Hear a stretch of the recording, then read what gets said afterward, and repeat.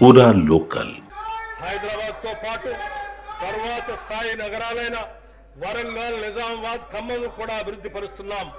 వరంగల్ను విద్య, వైద్య మరియు ఐటీ కేంద్రంగాను, నిజామాబాద్, ఖమ్మంలో వ్యవసాయ ఆధారిత పరిశ్రమలకు తయారీ రంగానికి కేంద్రాలుగా తీర్చిదిద్దుతాం.